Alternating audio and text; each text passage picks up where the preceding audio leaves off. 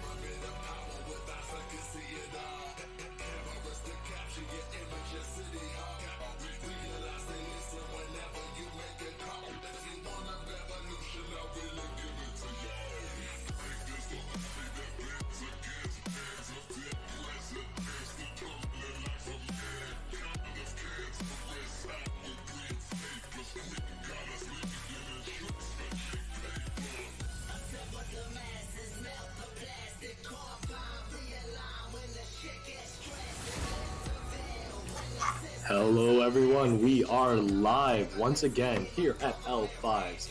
We have our bronze and silver tournament quarterfinals. My name's Dana and I'm joined by the one and only Yowing Cat. How you doing, man? I'm good. I'm excited to watch this series play out. As this is the quarterfinals, we're getting into those top teams of each bracket, and always interesting to watch how these players have improved over the season with their coaches.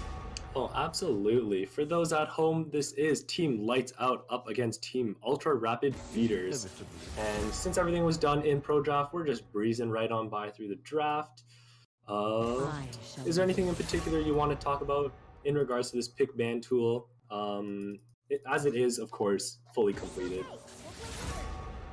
Yeah, so we're going to keep everything on the down low, wait until it is picked in the draft. Real hidden. But as you can see, the bans are a little bit strange compared to what we'd normally see in this meta.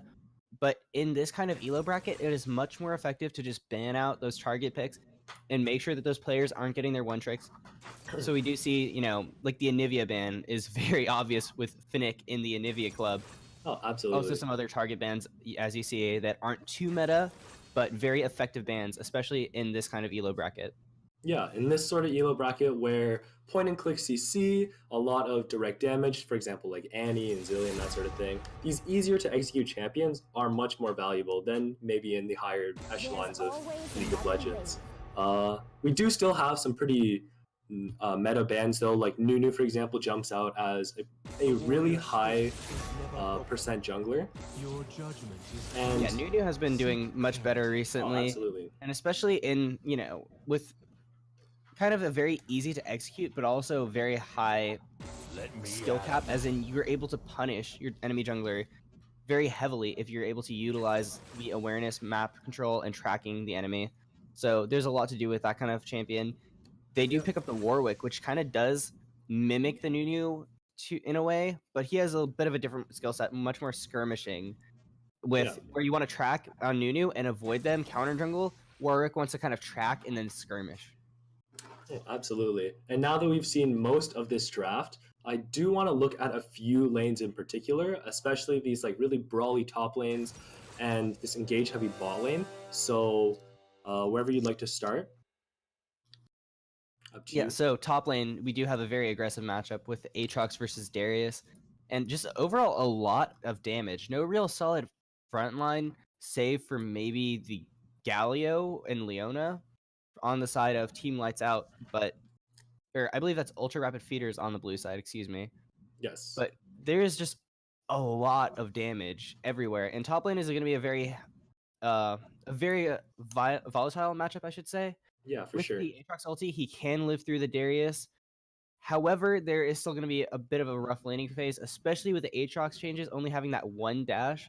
Going to make it a lot easier for Darius to counter as soon as that Aatrox tries to play aggressive. Yeah, absolutely. And then you mentioned very slightly that a damage heavy composition on the side of Team Ultra Rapid Feeders. I do want to look at that a little bit more as we're lacking more of that dedicated tank. We have a lot of these semi tanks, these brawlers like the Aatrox and the Wukong, and the Galio mid especially. I feel like that's a key point for the engage on this side of Team Ultra Rapid Feeders that maybe we could expand a little bit on, especially against this team on the other side, Team Lights Out. Yeah, looking at these compositions overall, Ultra Rapid Feeders has a much better kind of wombo 5v5 composition, while Team Lights Out has much better solo pick with isolation focus. So just running through these compositions really fast. Ultra Rapid Feeders, they have the Wukong who can engage through stealth into a very large knockup with a Galio ult on top of that. You also have the options of the Ashe ulti to engage from fog or a Leona ulti to engage a very large fight from range. So they have Mhm. options there for engage and very good setup for a large team fight. While on the flip side, Team Lights Out have very good single target engage with the Malzahar ulti, the Warwick ulti. They have the Morgana binding. So they want to isolate single targets, destroy them, and then go back to whatever kind of split composition they were running. However, speaking of splitting, there is 2 teleports on the side of Ultra Rapid Feeders to the none on Lights Out.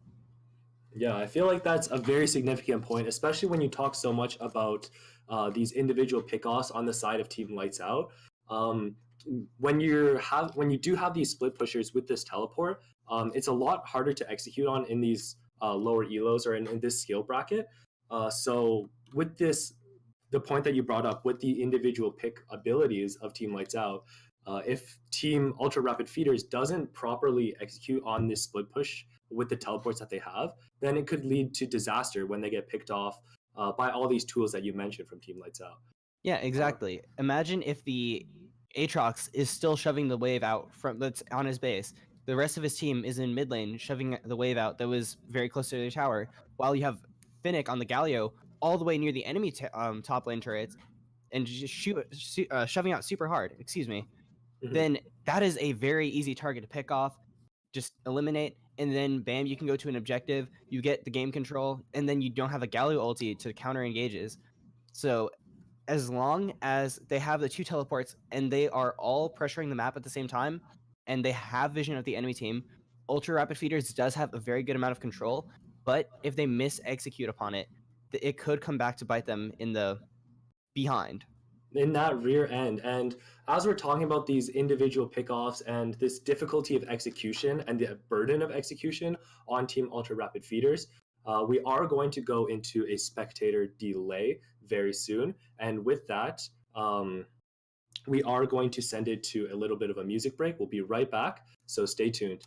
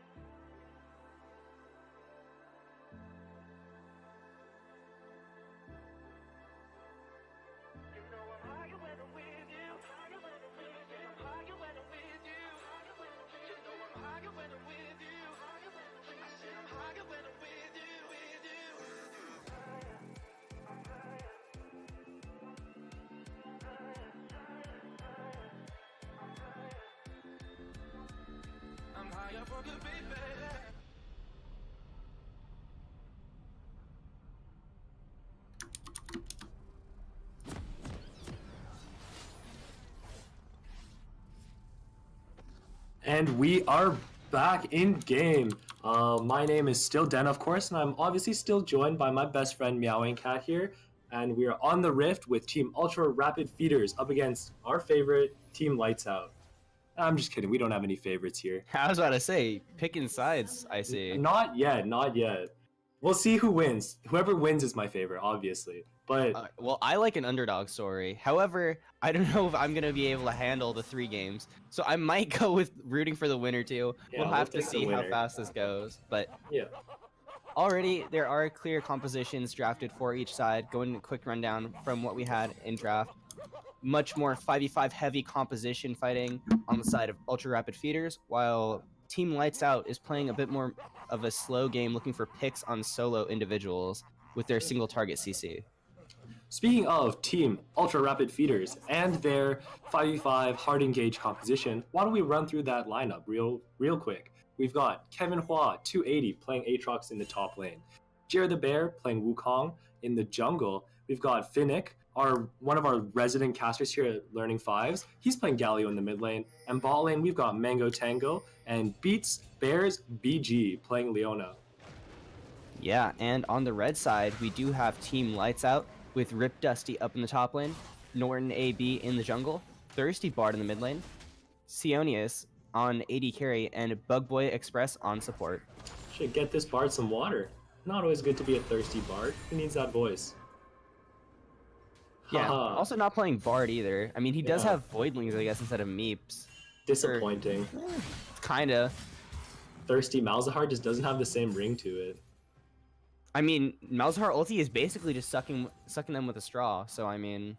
Oh, that's fair. The Nether Grasp is also just a A little giant bit of straw. Exactly. I'd say so. Already a lot of damage is in this top lane.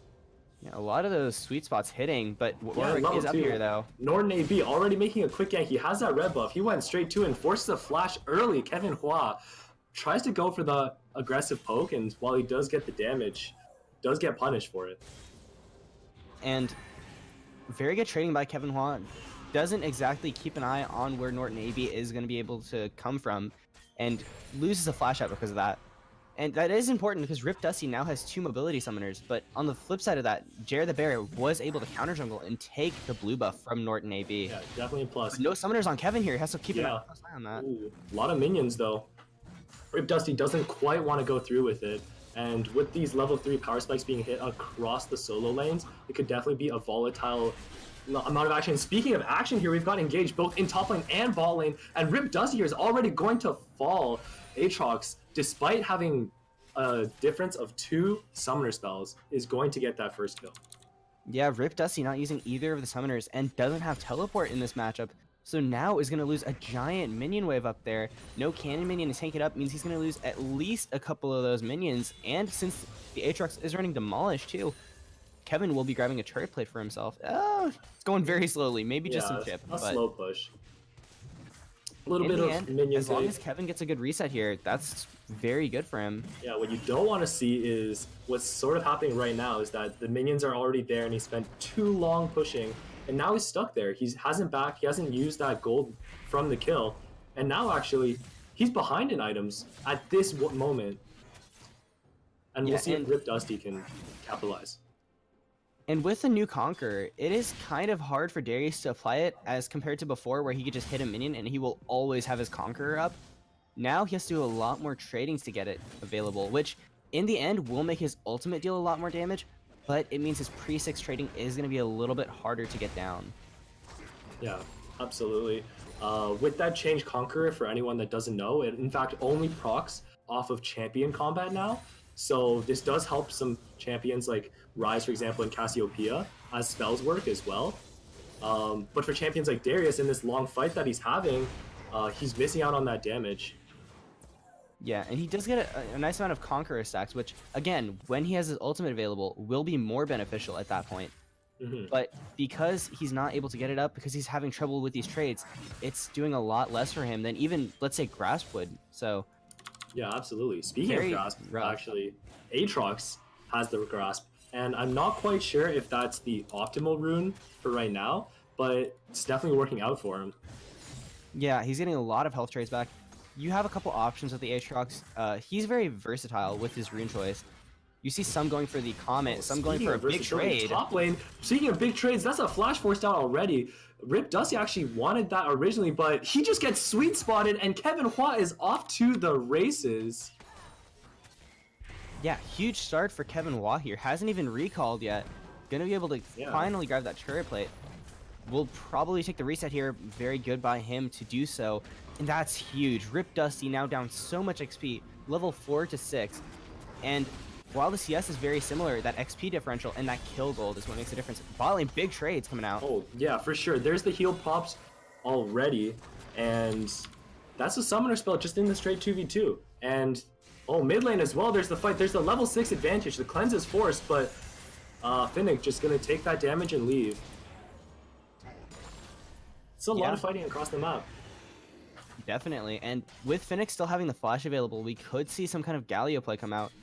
You have to be a little bit careful with Norton near the topside jungle, who could counter gank, but not too much influence from these junglers so far, as both of them not having any not having any reliable, quick hard CC. The Warwick obviously does have the fear, but it does take a bit for that to come down, and just not finding any successful ganks really, except for that Warwick gank up in the top lane, but it didn't even swing the favor of top lane to Dusty. Yeah. Dusty's still having a rough time. Oh, look at here right now, though. There is the taunt onto Norton AB. He's taking a lot of damage. Flash out. Jared the Bear chasing him down, but he is nether grasped. Finnick wants to chase that kill, but the bot lane is already here. That's one binding, and Finnick is alone in the middle of 4, and Norton AB comes back, and that's 2 quick kills in the favor of Team Lights Out. And just overall, taking a lot of damage from that Drake before the fight. Yes, the Drake did hit Norton a couple times, but it wasn't enough, and that is huge because now this Warwick, just having the amount of sustain that he does, is able to easily just tank up this Drake, take it with his team, nothing to contest it. And an Infernal Drake this early on, this easy to take, yes, they will be very happy with that. And again, touching on how heavy damage both teams are, that Infernal is going to come into play later on. Look at top lane here. Rip Dusty is fighting right now. There is the 5-stack proc ready, and maybe the ultimate could have been used, but decides not to continue fighting. And Kevin is sitting pretty right here, and Rip Dusty wants to go back for these trades. And yeah, you were talking about that Infernal Dragon, that early damage boost definitely could help Dusty up in this top lane. And those were 2 much needed kills for them, as previously they were sitting at 2 and 0, but with that Infernal Dragon, those 2 kills, they've brought their way back into it. Yeah, now having the gold lead on the side of Team Lights Out, and the reason that Dusty was holding the ulti there was because Aatrox does have the World Ender available, which is being popped. Whoa. Oh, there it is. He wants to chase him down under tower here. He does manage to land the slow. He also manages to pull him into it, but there's the pop right there. The enchanted crystal arrow is thrown bot lane, but unfortunately Leona is not able to follow up on it, and it's an interesting ultimate pop top lane. That World Ender wants to go for the aggressive play, but not able to get it. And yeah, it was very aggressive World Ender. Rip Dusty also kind of probably should have just walked out of the Aatrox W to be safe. Was trying to hit the sweet spot, didn't hit it. Almost died because of it, but he almost did turn it around as well. If he did hit that sweet spot, probably was able to kill Kevin. So just overall, a lot of aggression in the top lane. But again, look at this minion wave. Look what Rip Dusty is missing out on. He's going to at least miss that cannon minion. Probably a couple of those melees too. And while, yes, the CS is staying very even, the experience is very far apart, as there's still a 2-level lead. And the gold is a huge difference still. 3,200 to 2,400 up in the top lane, with advantage going to Kevin Hua. Yeah, absolutely. And Thirsty Bard looks to be moving up here, but with a quick Umbral dash over, he is A-okay. Kevin will live to see another day. And we definitely have not seen too much coming out of these junglers. You talked a little bit about this previously, and I want to expand on that point. But now that both have hit level 6, hopefully we see a lot more aggression coming out of both Jared the Bear. Yeah, we might see that right now. Speaking of that, right here, there is the suppression into the Nether Grasp. Where is Finnick going to go? He's taking a lot of damage. Now he's feared, just constantly CC'd, and there he goes. Yeah, and that's a single target lockdown that we were talking about coming out from Team LightsOut.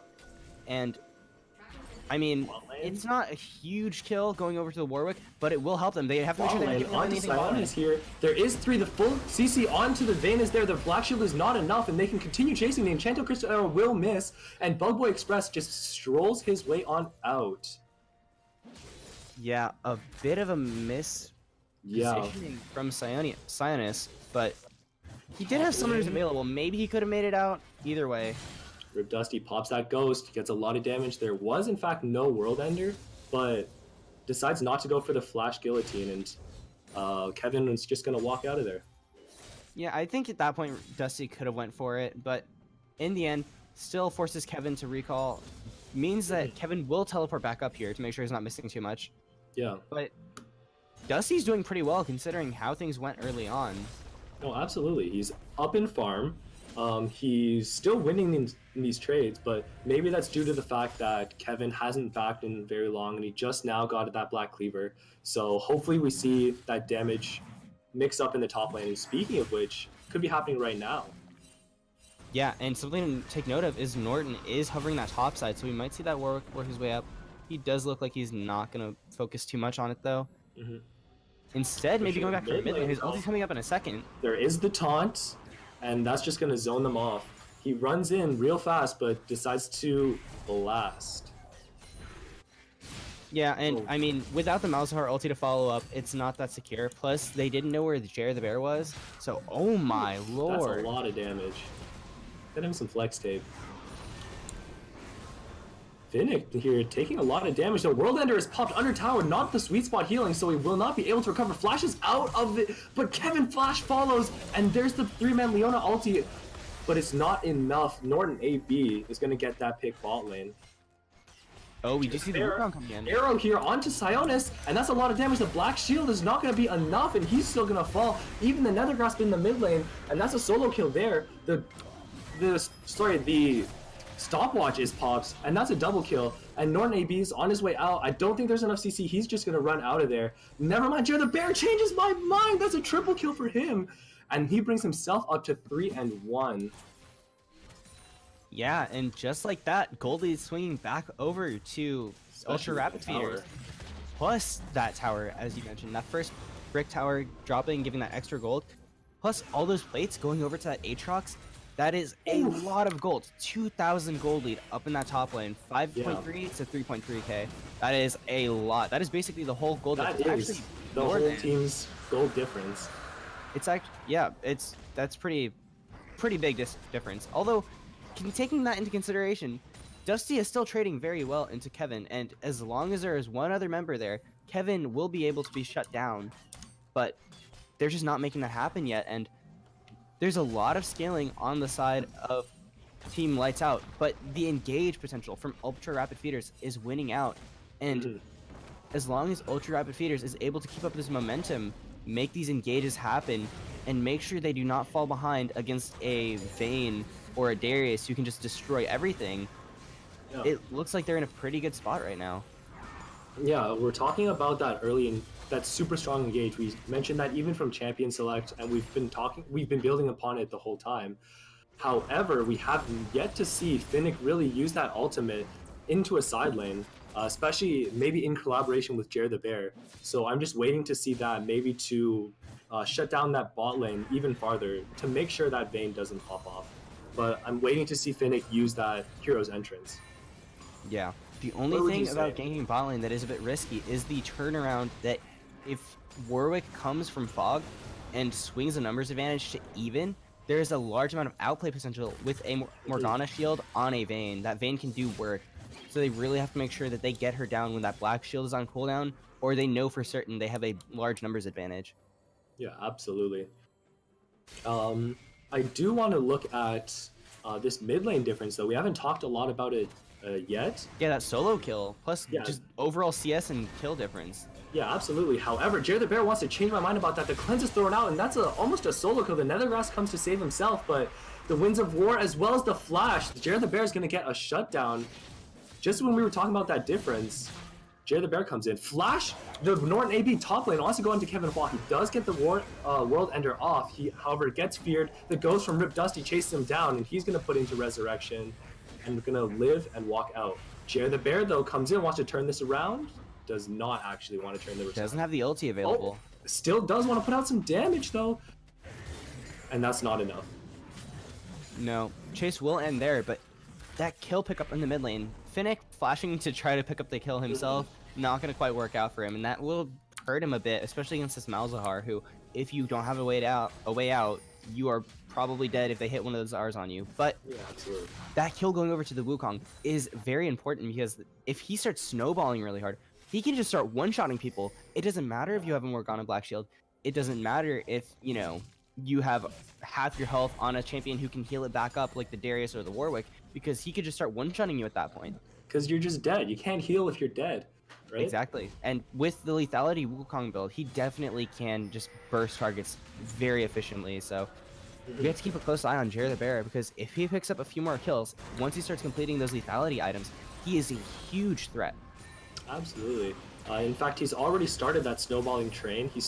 Currently he's sitting on about 1.3k gold, so he's already got that first lethality item complete.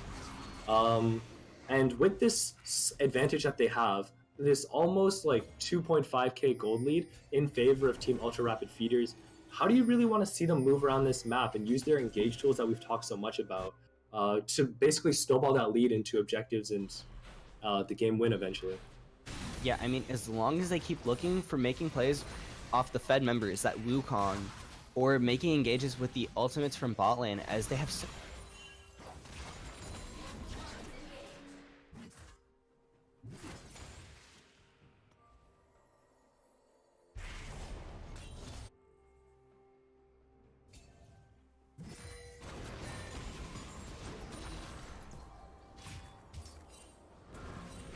And we are back. I think we were talking about... slight DC. Yeah, nice, we're A-okay. We were talking a little bit about how to use those engage tools across the map. So, and you were talking a little bit about using those Fed members, so that Wukong and those Aatrox, and even that bot lane.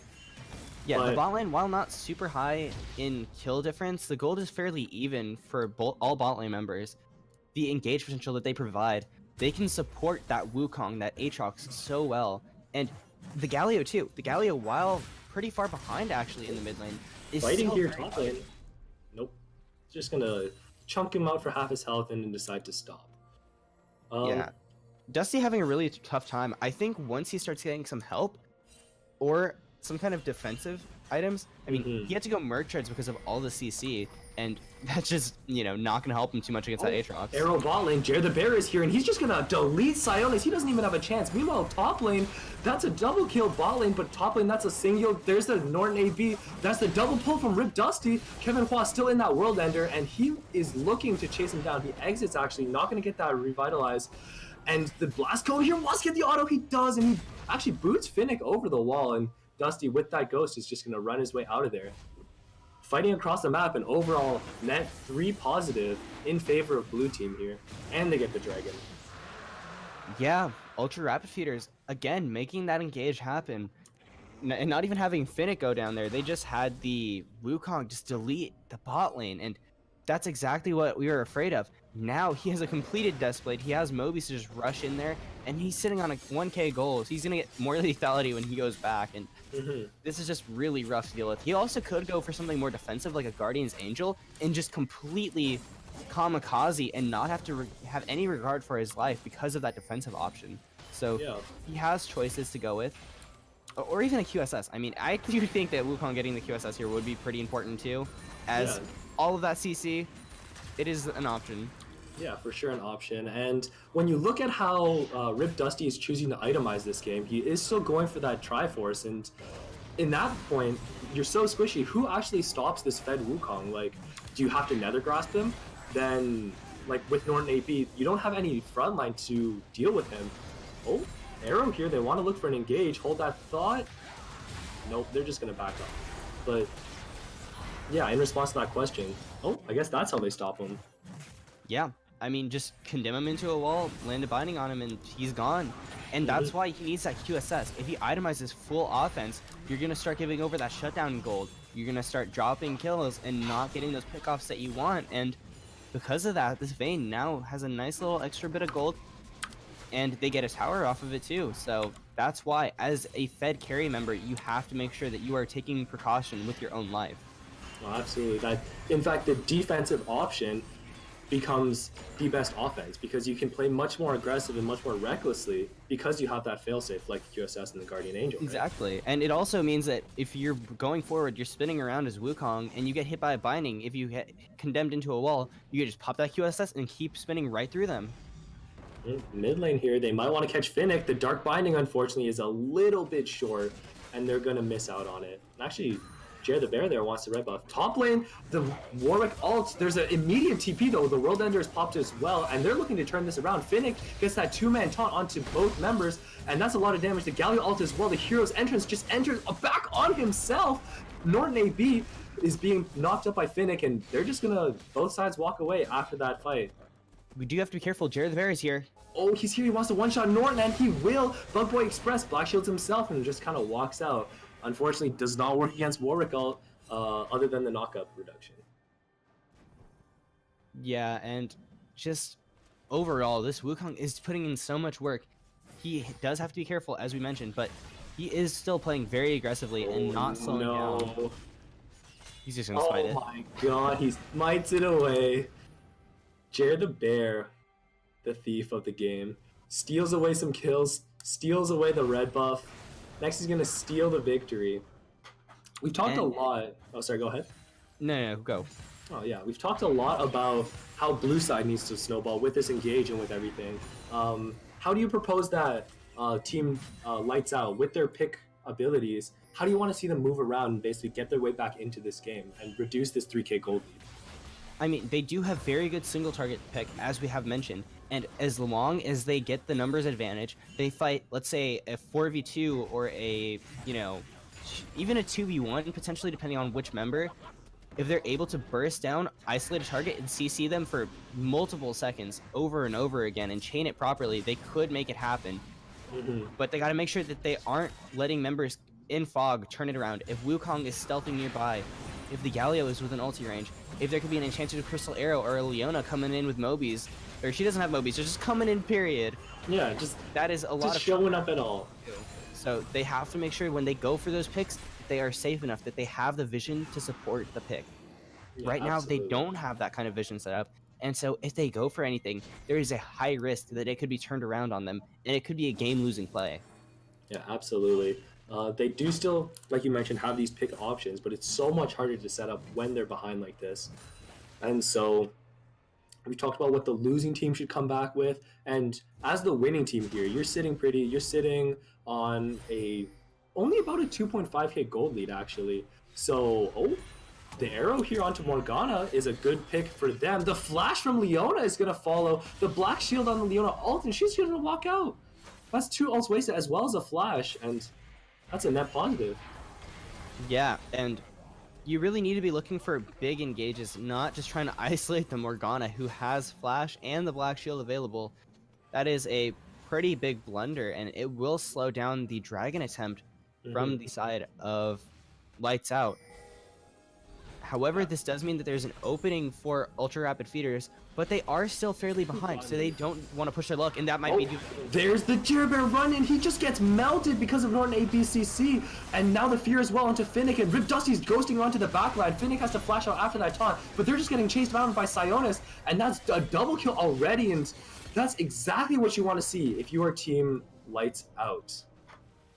And that's exactly why Jared the Bear needs a defensive item, not just this full offense. I didn't mind the first item, the first lethality item, just going for the Dustblade, but then going for the Youmu's instead of a GA or a QSS, I think was a pretty bad decision overall. I Mhm. do understand that some players have trouble using active items, and especially in this elo bracket, QSS might not be as optimal as Mhm. otherwise be. However, at that point, you could just go for the Guardian Angel. It would still do a decent amount keeping him alive until his team Yeah. is available to help support him when he's trying to make those engages. And Mhm. because of that double offensive choice, he pays for it with his life and the Drake and gives over some of that momentum that Lights Out desperately needs. Yeah. And just look at the vision here. The red team Lights Out has established that control, and even the vision to set up that pick, they had that control where it's spotting out Jared the Bear. They had the CC on him properly, and just imagine if Jared the Bear has that GA, he comes back alive, is able to use that Cyclone on the back line, then you see a much different fight. You see a drastically different fight where Finnick doesn't flash away after the taunt, and actually they maybe get to turn it around. But you mentioned all this offensive itemization instead of the defensive, and like you said, he pays for it with his life. Not just his life. They gave up a lot of map pressure and a Drake as well. So that is a lot more than just, oh, we gave over kill, whatever. They gave over just a bunch of momentum, and they might find Wukong here again. Here again, the Warwick ult is just finding him constantly. He's forced to pop the Cyclone defensively, and he's getting run down. Norton is there. Finnick is trying to catch him out. Kevin Hua here is with the World Enders trying to turn it around. There's 4v2 beating on them right here. Malzahar's zoned off on the side. Sionis in the back is just free hitting, but Jared the Bear wants to change that. It's not able to, however, and Kevin Hua, after the World Ender comes back in, he's still looking for that backline. Meanwhile, here there's a big scrap. Darius in the middle of everyone, just guillotines them all. That's a triple kill. Finnick here's the last one alive. He's getting run down by Sionis. The Silver Pulse proc with the passive, the Night Hunter, and that's a huge 5-man wipe. That's everyone. And that's exactly why you need a defensive item. He had no HP, no ability to turn it around, gets caught out, doesn't have a way out because no QSS, and they just get wiped. Because they don't have the Wukong starting these fights, they are getting run down, picked off one by one, and letting this Darius just kind of free go through the fight. Vayne went pretty untouched, and yes, they did get the Malzahar, but he isn't that high prio teamfight target that you need. Yeah, absolutely. And looking at it, the Wukong, not listening to your advice, has picked up another 2 longswords. So with this super aggressive build, it requires a much finer level of execution than the defensive items gives you. And so you've talked a lot about this offensive itemization that he has, and because of it, they've given up Baron, they've given up multiple kills, they've given up basically all control over the game, and they're actually now 2.3k gold down. So yeah, and it feels like Jared the Bear knows that he was ahead, but he was trying to make hero plays when really all he needed to do was find access to the backline, start a team fight where maybe you can't knock up every single member because of the Black Shield, but if you can get a good 3-man knockup, you probably will wipe the team fight, and here maybe you can find it. Jesus, Thirsty Bard, where did he go? He's just melted. He doesn't have any defensive items either, so when Jared the Bear and Kevin managed to get that jump onto him, then he just melts as well. Yeah, Wukong, however, Malzahar doesn't have quite the same role as the Wukong, and his itemization isn't questionable in comparison. Oh, absolutely. That's more of a positioning error and misplay rather than, build defense here. Oh, But yeah. Where's the tank Malzahar, man? Oh, Ghost is full popped. tank Aftershock Malzahar. Press R, don't die. Oh yeah, Rip Dusty here pops the Ghost, and maybe he's gonna get a pick for it. Beats Bears BG is going to actually bait him in. The hero's entrance onto the backline is kind of interesting, and that's just gonna be all. Rip Dusty goes in, walks out. Jared the Bear, no! Wait, never mind. Wait, yeah, no. Wait, never mind. He's fine. No, he's not fine. He's in the middle of 4. What's he doing? The big hero He wants plays. to start a team fight. But yeah, he wants to make that hero play. And yes, he got a nice knockup, but your team isn't close enough. They blew everything trying to chase down that Darius, who just kind of waltzed out of there because of the stone plate, because of the Merc Trides. He just and that Black Shield didn't die. And yeah, you really just, they need to make a 5v5 happen. They need to find a big team fight, not just these one individual picks with an Ashe ulti, with a Leo ulti. They need to, because a lot of their damage is AoE. They will win in an AoE damage because all their members together can out AoE damage the single target damage that Team Lights Out, Team Lights Out has, excuse me. But Yeah, absolutely. And in addition to that, I think the overall communication there was kind of troubling because we saw they definitely wanted to go for the fight as Finnick popped the heroic entrance. it does look like we are having a slight overlay issue. If production can get on that real quick. That'd be nice. Hopefully everything is still okay with the look of the game. It is not. Oh, it's not? Oh no, we're back. We're back. Oh, we're good. That's what we like to see. What was I talking about? But yeah, the overall slight miscommunication there. It looks like they want to go for the big fight, but Jay the Bear definitely a little too bit far ahead, and full control of the game has actually gone over to Team Lights Out here. Yeah, Lights Out definitely having a real good showing, just swinging it back around and using their strengths to their advantage, not taking those big skirmishes, playing on their ground, making the picks happen. And I distinctly remember when Wukong died, that second time that was really notable, in the enemy jungle, kind of getting caught out by the Warwick, they had the vision. They started just mass pinging him. They knew that was their play, and I love that. They are playing around the vision. They are playing for those picks, and they are not fighting on the terms of ultra rapid feeders, which is exactly what Team Lights Out needs to do to get back into the game, which they have successfully done. And from this point, as long as they keep doing that, keep looking for that vision, keep looking for those picks, don't fight the big 5v5s that are risky. Instead, just keep playing it slow and steady because you scale very well. They're poised to win this game. They are looking in a great spot right now. Yeah, for sure. And we have talked a lot about maybe the questionable decisions or like the small blunders of Team Ultra Rapid Feeders. However, we should definitely commend the efforts of Team Lights Out. They've been putting it on that vision, like you said. But Norton AB, with these constant Warwick ults, always finding Jerry the Bear and the priority targets that he needs to, and Sionis in the backline outputting that damage consistently. And Rip Dusty rebounding after that awful early game that he had. He's 3-3-3. He's a 600 gold bounty. He's up in farm. He's itemized defensively. As a whole team, Team Lights Out has really brought this effort back. Yeah, and it is worth mentioning. There's not a single QSS against a Warwick, Malzahar, and a Morgana. And while, again, skill difference, it might be harder to use those actives properly, it is still just extremely efficient. And just, you can make the argument that maybe they aren't able to use it properly, but even still, if you're not playing the game to play it properly, then you're never going to get better to that point. And, and even then, you could just get like a GA or something to kind of deal with all that damage. Right now, they're just getting blown up, and they're not able to turn these fights around.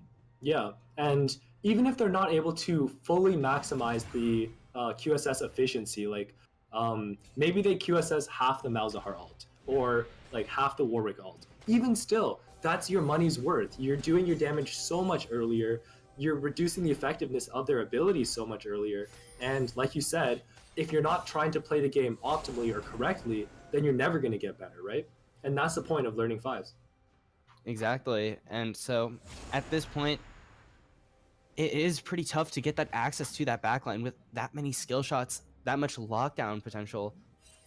And as long as there's somebody on the front line who can spot the Wukong out, it would be better if there was a sweeper on the Warwick or Darius, as they would be able to find that stealth target a bit easier and then land those skill shots. But even still, they are very able to kind of make picks. And here's the pick right there, the binding into the nether grasp. The rest of the team is kind of far behind though, and that's only going to be a little bit of a chunk right there. Norton AB wants to run him down. He throws the ultimate into the middle of the three members, but Rip Dusty here is able to help him out, and that's going to be a really valuable pick.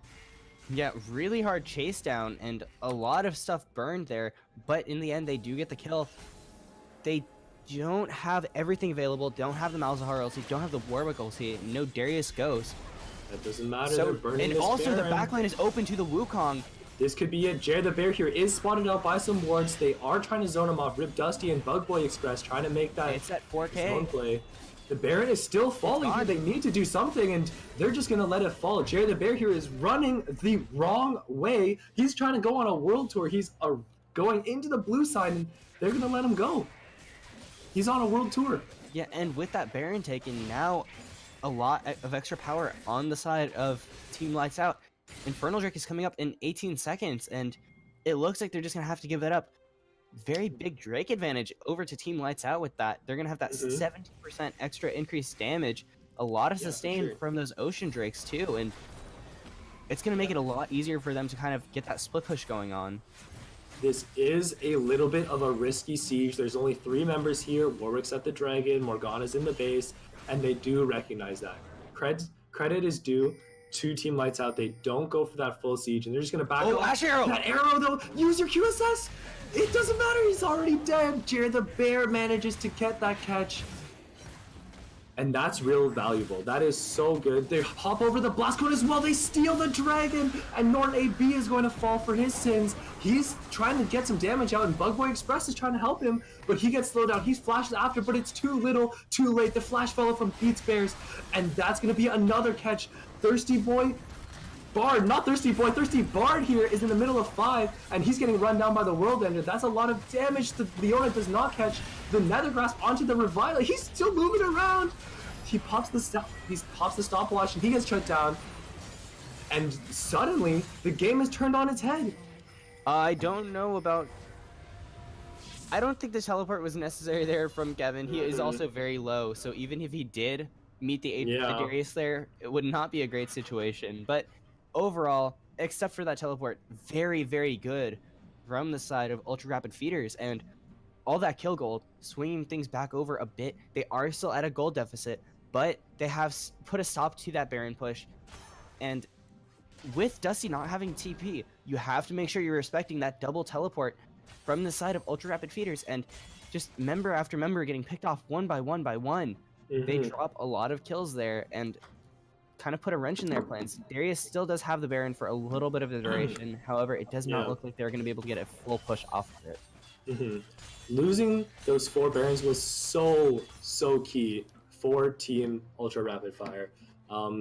They get one pick, and then another, and then another, and another, and that's not quite the point of their team composition. We talked a lot about their full 5-man engage, but if you can get those hand-fed kills to you 5v1 and then 5v1 again, you take those as well. And that's what they did, and brought them back into it. They've reduced that gold lead or gold deficit to only about 3,000. And now, how do you want to see this game progress from either side? We've gotten to the point in the late game where this 3k gold difference is not very important, and effectively both sides could easily take the game. Just watch the minimap. Look how Jared the Bear is moving around. He's moving around the sides, kind of trying to find something. There's a lot of wards that will spot him out if he does go for a flank at this point. But his positioning, he's not grouped with the team. He's looking for that backline access. He's looking to just go back to front with that ultimate, just kind of hit people, but make sure that that Vayne is knocked out, that Morgana is not getting her Black Shield down, to make sure that no one is getting locked down. And as long as Jared the Bear can find a good ulti, he can get a Galio ulti on him, they can just run right through them with all their comp, and the Ashe just kind of try to play safe in the backline. And with this kind of death ball comp, if they can make that one engage happen, they could just wipe the team, end the game right there. For sure. And while you, as you're talking about Jared the Bear, I'd like to point out, however, his itemization. He decides to go full offensive. He has that Black Cleaver for more damage. He has Mortar Reminder. No GA in sight. No QSS in sight. And so we'll see if he can make it work. Find those flanks like you were talking about. But if he gets caught by Team Lights Out, with all their numerous pick options, it could spell disaster, I'd say. Yeah, I do think that not having the GA is going to hurt Jared the Bear a lot, as just, you know, one CC hits him and he is gone. So it is playing on a nice edge for this Wukong, but that means he will definitely just destroy health bars. He can one-shot... Well, actually, he will have trouble one-shotting everybody, because the Vayne does have the Phantom Dancer, which does now give a shield with the most recent change. Morgana and Malzahar have a Zanya's. So, I mean, there's a lot of answers to this Wukong. If he can just destroy somebody without them able to respond with the Zanya's, or the Vayne not having the Phantom Dancer up, or even just killing her through it, maybe, but it is pretty risky for Jared the Bear. Yeah, absolutely. They are setting up this Baron play for Team Lights Out. They're getting control of the area. I'd like to commend them and point out their vision control of this area. They have numerous control wards on the map. They have vision in the enemy jungle. But Sionis here, he's getting caught! And that's not what you want to see as Team LightsOut. Just as I'm singing their praises, Sionis stays a little bit too long as the rest of the team backs out. And same with Thirsty Bard here. He gets that spell shield procced, and they're just trying to go in without their ADC, and that's not what you want to see. There's 5 versus 2 here, and that's 1 dead, that's 2 dead, that's 3 dead for Team LightsOut, and that could actually just be the game. Yeah, exactly. They just needed that one big fight, kinda, and that's exactly what happened. Bug Boy Express reset, went to recall for Vision, and I don't know if they need to really recall for or back off for the Baron here, but they are just kind of play it slow. They're gonna get the Baron. They will either go for a push with this or go for the Elder Dragon. Darius is in the bot lane pushing. We'll have to see if they're gonna answer him, but Just if you trade that tier 2 for the Baron, that's a trade you take every day. yeah, but overall, just not staying grouped together and not respecting the grouped composition of ultra rapid feeders means that they're gonna drop a lot of kills there. And Yeah, look absolutely. at this trading with Kevin here in the bot That's a lane. lot of fighting here. Rip Dusty here does have both movement summoners. But However, Wukong- Jair the Bear is here. That's a ton of damage, and he's shut down as well. And Rip Dusty falls, and now he's staggered his death timers with the rest of his team, and there's going to be 4 members up for this Elder Dragon, not the full 5. You're not going to be able to set up this pick that you want to, and control of the game is fully in Team Ultra Rapid Feeder's hands. Yeah, and this is all off of not respecting the grouped team of ultra rapid feeders, and also just taking really mismatched resets. Morgana recalling when there's a grouped 4-man on the Baron, or I believe a 5-man actually. You don't want to recall there. You need to stay with your team. Yes, you want to get more wards on the map. Oh, Jair the Bear, look at him in the back line. And he's just gonna poke it out. Oh, he might find it here. He's looking for it. However, Norton finds him first. They're gonna put a ton of damage onto that clone, and there's the exhaust onto Vayne. This could be a real volatile fight. They're just gonna peel off, and everyone's gonna walk out. Maybe a little bruised, but not so bad. Yeah, overall not horrible for Jair the Bear. Just presses W, makes it out with his life, and you know, they get the Warwick ulti out of it. As long as they're able to just kind of reset it, make it happen again, and get a good Wukong ulti. Jair the Bear here, he's being spotted. Finnick is here with him as well. Sionis pops that final hour, and it might be the final hour for Team Ultra Rapid Feeders. Jair the Bear wants that backline. He pops that Cyclone. He already one-shot Sionis, and Morgana is soon to follow. Bloodboy Express is dead. Rip Dusty gets that guillotine. He wants to get onto 1. He throws out that guillotine. He's not able to get the 2nd, and they're turning around. Mango Tango is nether grasped by the flank from Thirsty Bard, and he's gonna get them as well. That's 5 dead. Oh no, 4 dead, sorry. Kevin is up in that top lane. What a crazy fight. Yeah, Kevin did have the teleport, it looks like. I don't know if it was up at the start of the fight, but just decided, I'm gonna keep pushing, you guys do your own thing. And yeah, he did have the teleport the whole time. And it is important to note that Bug Boy Express used the Zanyas, and that prevented the Black Shield from going down onto Sionis, which meant that Wukong was just gonna have a field day with that Vayne. But Yeah. still, I mean, this Wukong is basically just a kamikaze to deal with the Vayne now. This And Elder Aatrox. Dragon, the World Enders popped. He's in the pit with them. He's being hit by all 3, the Elder Dragon and both members. The TP comes out of Finnick as well. This could be real messy. Thirsty Bard throws out the Nether Grasp onto the World Ender. Finnick gets the taunt onto Rip Dusty. In the backline, the chase down. The Zanyas is popped. The GLP in. That's 2 members in the middle of the brawl, and the rest of the team is here. The guillotine comes out. Finnick gets the dash blocked, and he's gonna fall. A double kill. A valiant effort to try to stop the Elder Dragon, but it's not enough, and they're actually gonna have 2 members fall. Yeah, I think that was a bit ambitious, and I honestly think that Aatrox could have just went for the inhib there instead. Just kind of cut your losses, save your TP, get an inhib, and wait out the Elder Dragon. Yes, it is going to be a very strong Elder Dragon, but you're not strong enough to contest it, and now you have 2 long death timers, no TPs available, and a lot less options than a much worse position to be in. Oh, absolutely. This position is so much worse than the one they could have had. They don't have that inhib. They have both. They have no TPs. They have no Finnick or Kevin, and they're going to lose. Oh, wait, they do get the inhib. Never mind.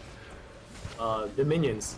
Yeah, minions did managed to finish save it, that. not really resetting fast enough from the side of Team LightsOut, excuse me. But in the end, I feel like that was a high risk, low probability of working out, and pretty decent reward. But it's that high risk, low probability of working out that really, Yeah.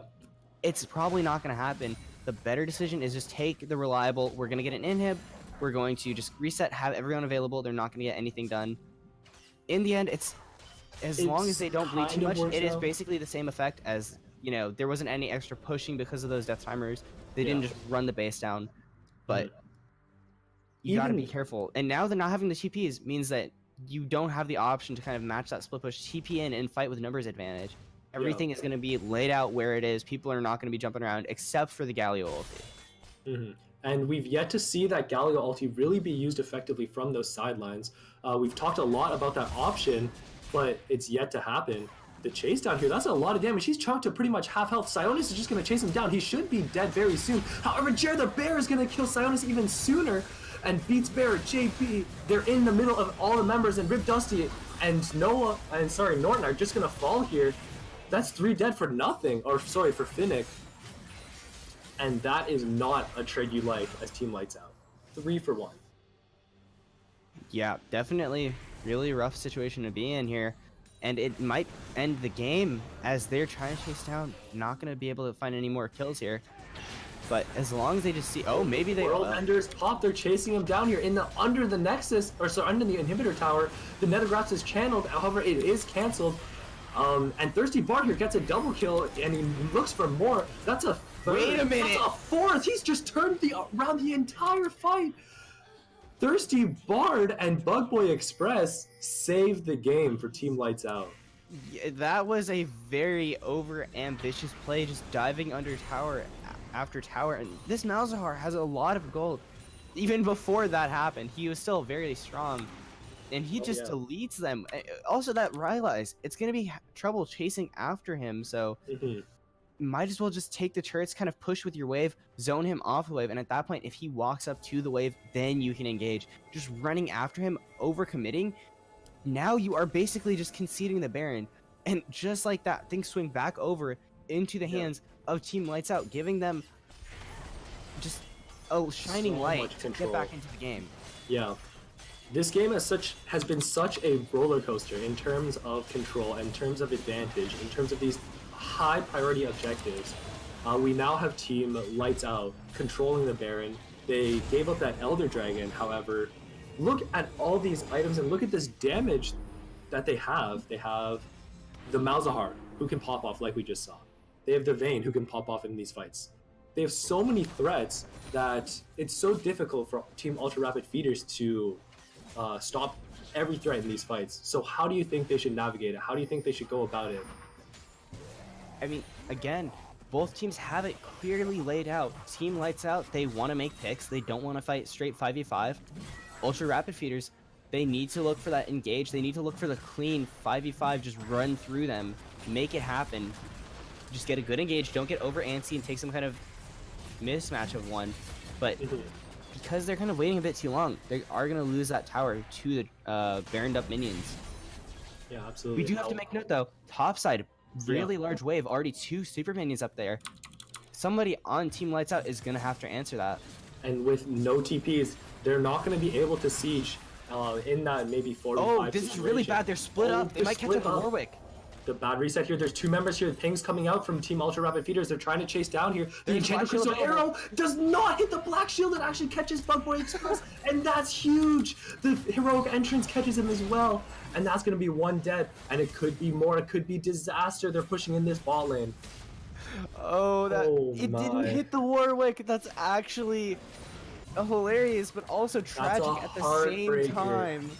You hate to see that happen. As that Morgana, you put out the Black Shield, and Norton just steps out of the way. Yeah, Bugboy did have Flash and McHale's, which you could McHale's yourself if you are quick enough to it, and just flashing out if you're like, oh, it didn't hit, gotta go. But in the end, dropping a kill, it's not going to matter too much as the push is going to be stopped here, but that does mean that the Baron isn't going to be fully utilized, and with Dragon in 40 seconds, they will be able to reset for it with Bugboy available. But if they get engaged on here, this could be the end of the game. This could be terrible. There's no Thirsty Bard. He does a ton of damage in these fights, and since they only have the 1 threat that I was talking about, this could be so bad. But it looks like they're just going to be smart, peel off, and I want to point out this second Elder Dragon is so much more potent. And with these 4 dragons they have, it could be really, really dire. This Elder Dragon, I expect, is probably going to be the one to close out the game. This Elder Dragon definitely will be very big, especially if it goes over to the side of Team LightsOut. The second Elder will be huge. Yeah, and they're just going to start it up. They're not having any kind of map control. There's no vision here. Ultra Rapid Feeders, they're not contesting it at this point.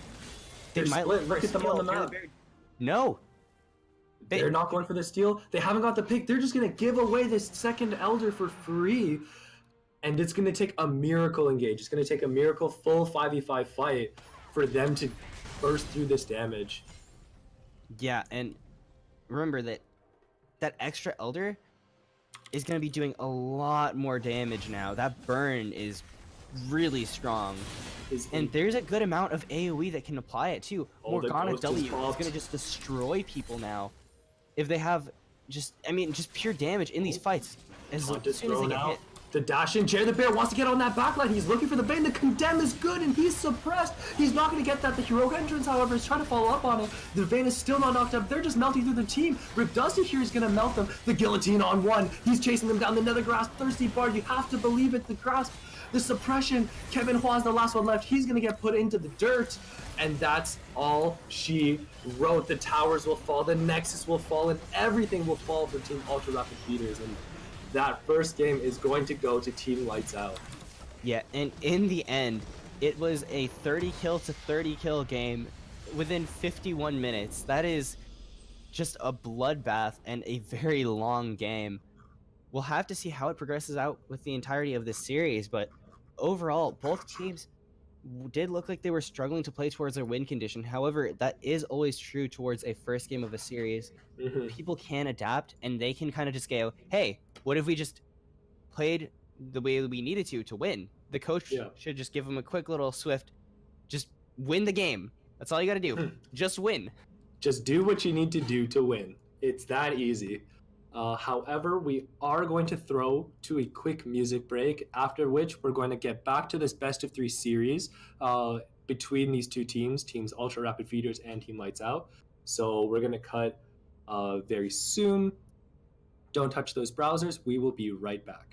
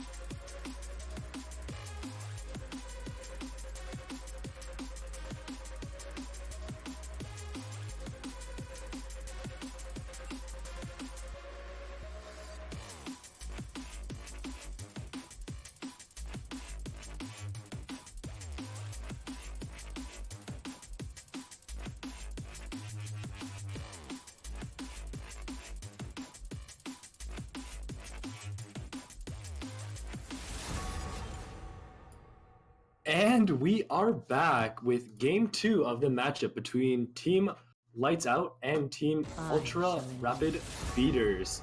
My name is still Dena, and of course, I'm joined by my best friend Meowing Cat. In our first game, we saw Team Lights Out in a long, drawn out game manage to carry it out and bring out the victory. And I'm excited for this second one. How you feeling?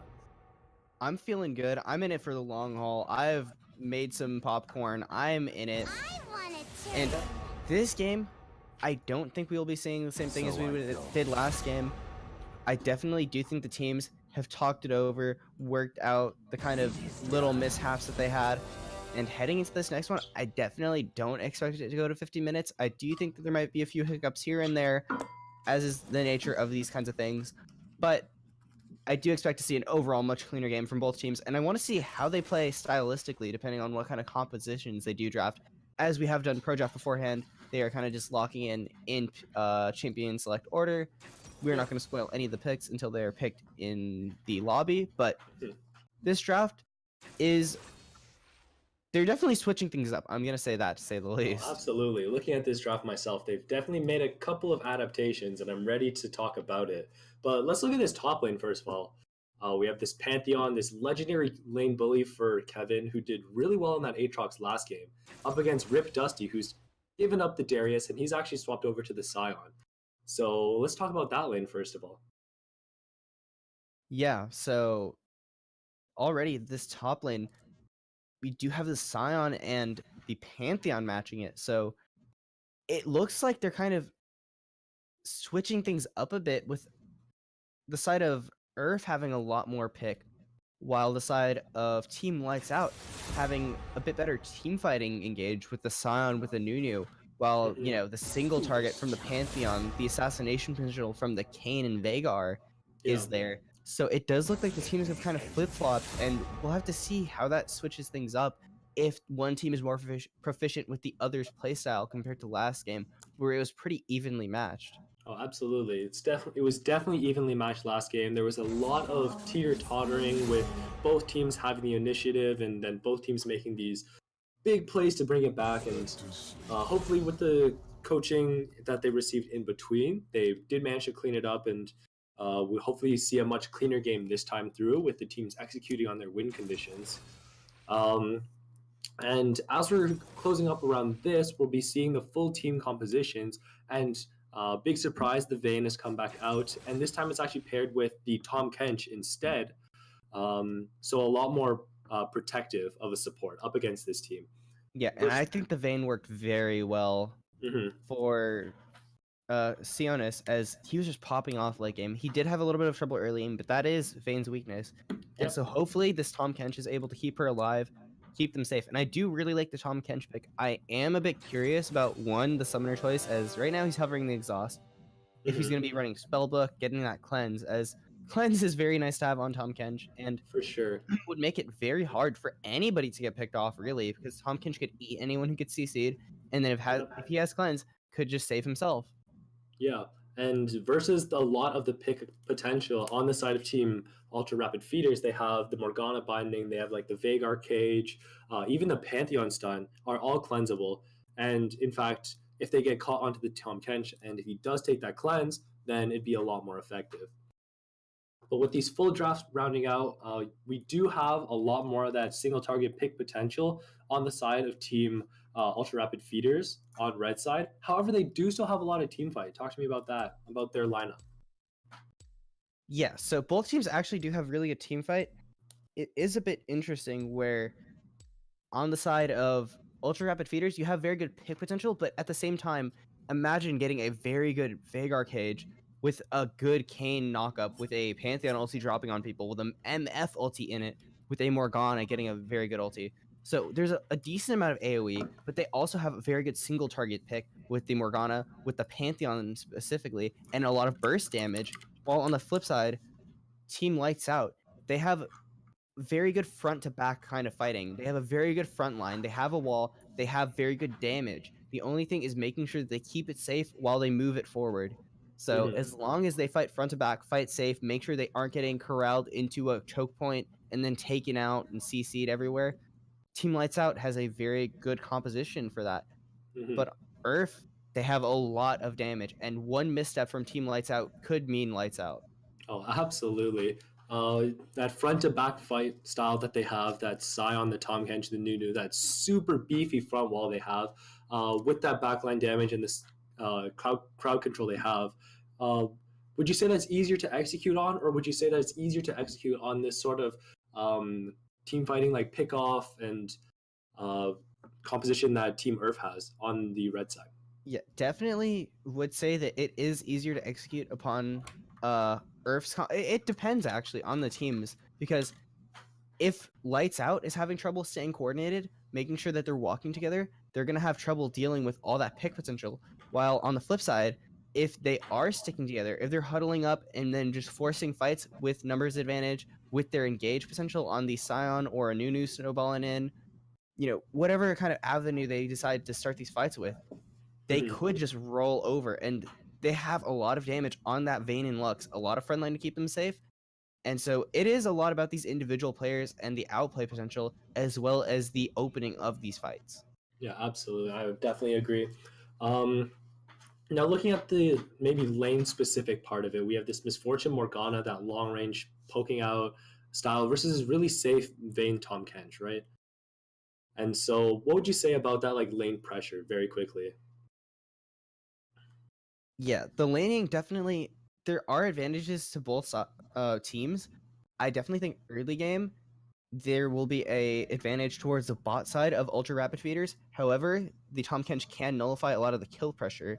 Mid lane, I expect both of them to be able to wave clear decently to stay safe, and yeah, it's all about the jungler influence for that lane. For top Mhm. lane, I do think Sion is going to be able to just beefcake out the Pantheon poke, Yeah, but with some gank potential, with shutting down the Sion while he's still squishy, there could be a snowball coming out from the Pantheon. absolutely. Thank you so much.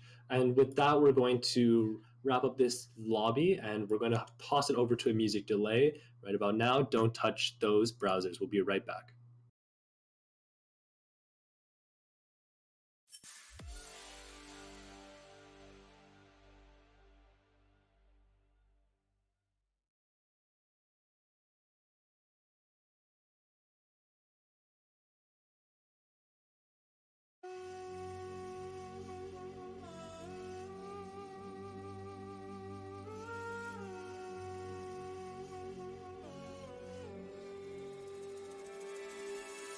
Move that body, we like to party over the world, we leave no club tidy. Move that body, we like to party over the world, we leave no club tidy. Move that body, we like to party over the world, we leave no club tidy. Bring it in a second, we the best, no doubt. Yo, we only could have took the party out. Move that body, we like to party over the world, we leave no club tidy. Move that body, we like to party over the world, we leave no club tidy. Move that body, we like to party over the world, we leave no club tidy. Bring it in a second, we the best, no doubt. Yo, we only could have took the party out.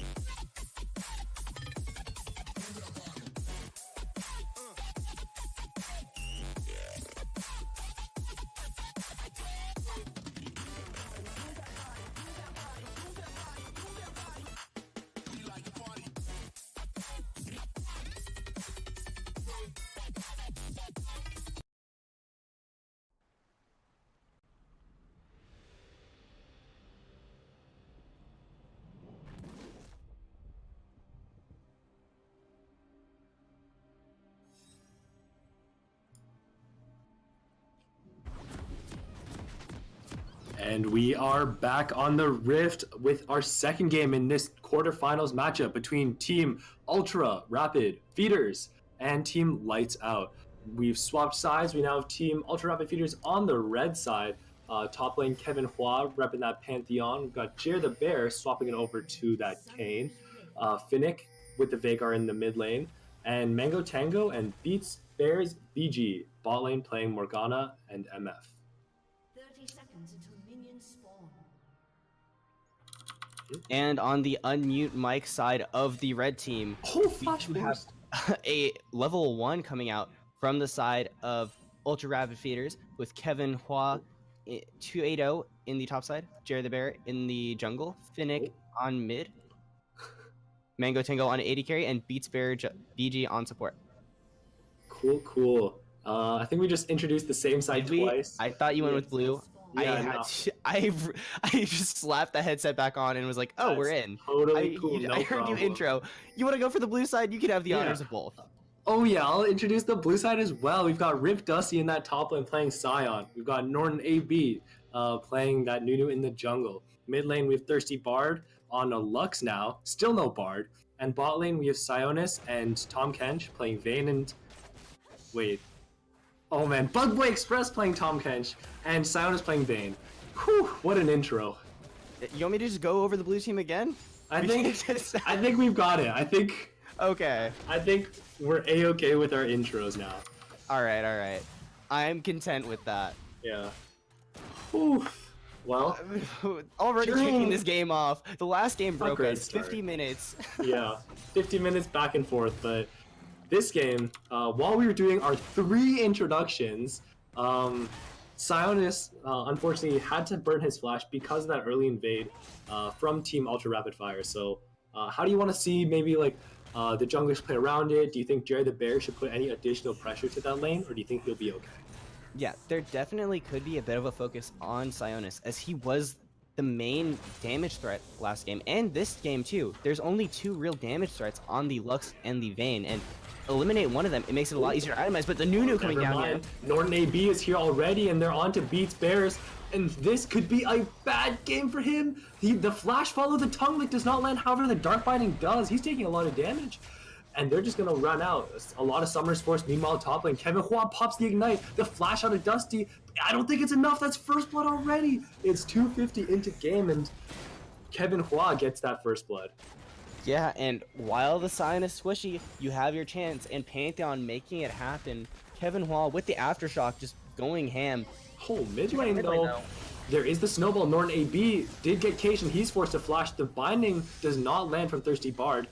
And that's going to be all she wrote in regards for mid lane. And this game is just full of action, but only 1 kill going over so far. But it is just a brawl fest so far, and I'm here definitely for it. a lot of just fighting happening. I do think that after the players start slowing down things a bit, and the game kind of stabilizes out, is when we'll really see what's happened between the games. As right now, again, another game from this Nunu. But the snowball right into the wall. He's still slowed down. He's getting stunned up. Kevin Hall wants to look for the turnaround maybe. He's running now. Rip Dusty chasing him down. Norton AB in the back line following. That's one punch. The grass proc gives a lot. The slow is there. We're waiting for a Q knockup. He charges up, but the flash is there. Kevin Hua makes it look easy when he gets away. And he's out of there, no problem. Yeah, he doesn't have the teleport. Will have to walk his way slowly up to lane. It doesn't look like the wave is in a horrible spot for him, though.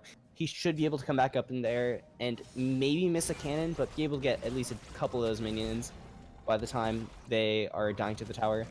Yep. But overall, sizable gold lead already going over to Team Ultra Rapid Feeders. And, you know, if Kevin Hua can pick up some of those minions, be a little bit better, too. Absolutely. It's growing just incrementally bigger. We talked a little bit about win conditions, but we didn't completely flesh it out during Champion Select. So hopefully the game slows down and they don't try to make any more huge plays and give us a little bit to talk about it. So yeah. So at this point, both teams kind of have a pretty decent team fight. However, the front to back is much better from Team LightsOut. So if they engage a fight, it is definitely better for them. While on the flip side, Ultra Rapid Feeders can start a fight, but it is much better if they do so in a choke point and get that kind of big MF Vagar utility coming out. Yeah, absolutely. I definitely agree. It is also important to touch on the damage threats. There is basically 4 or 5 damage dealers on the side of Ultra Rapid Feeders, while there's 3 tanks on Team LightsOut. So it is all on the shoulders of Thirsty Bard and Sionis.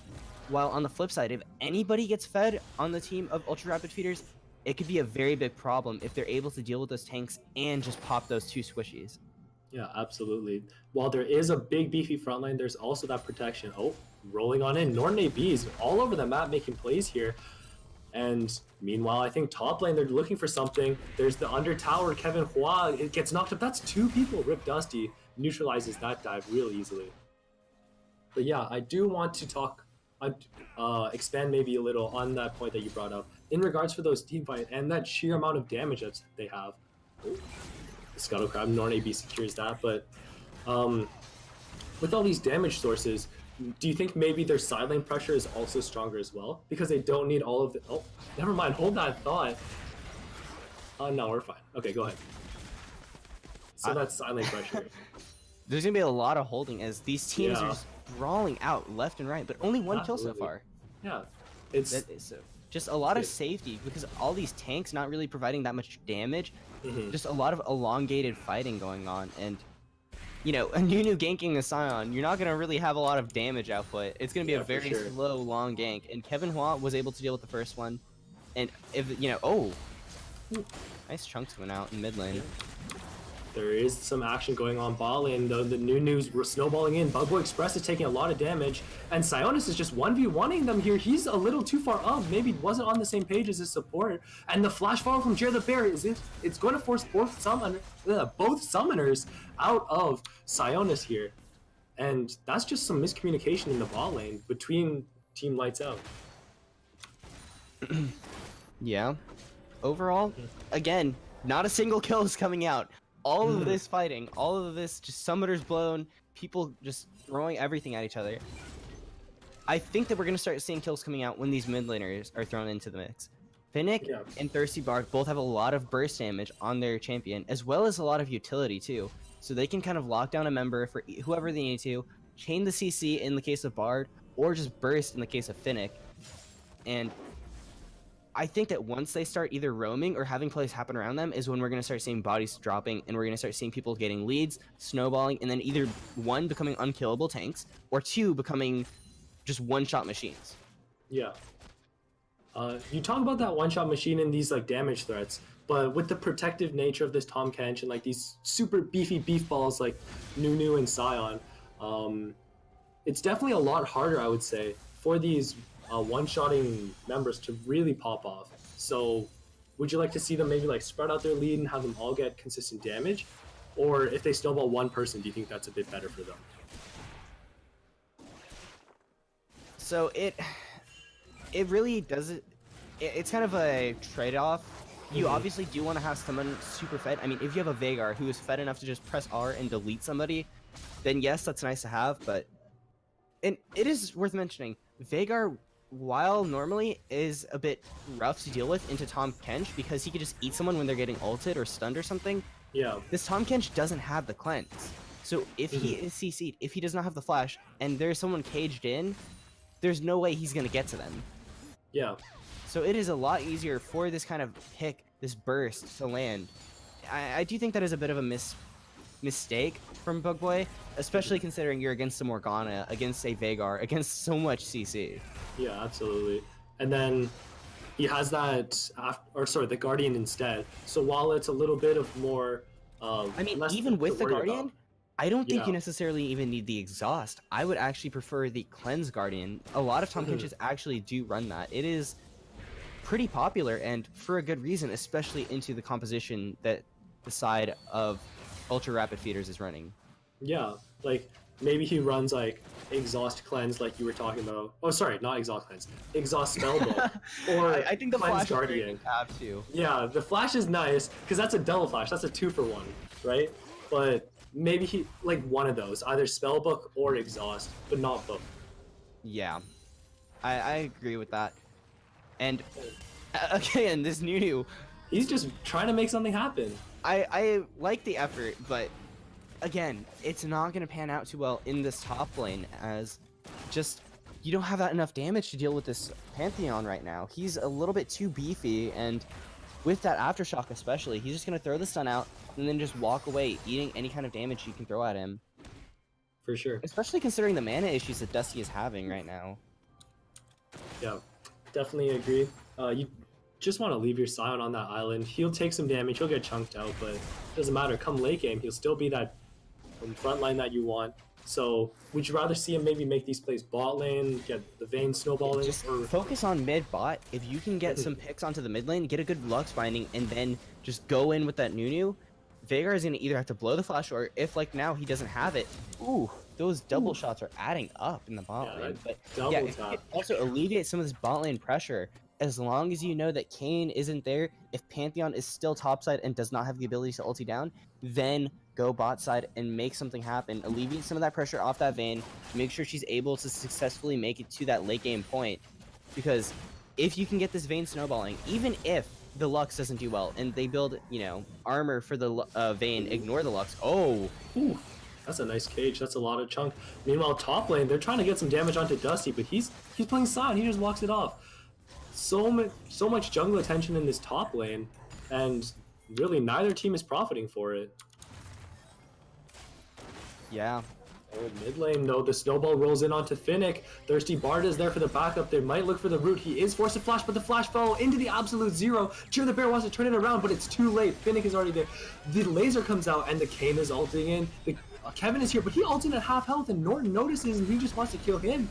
And it's so many people, the absolute jump in from Dusty, and he will just smack Kevin Hua into the ground.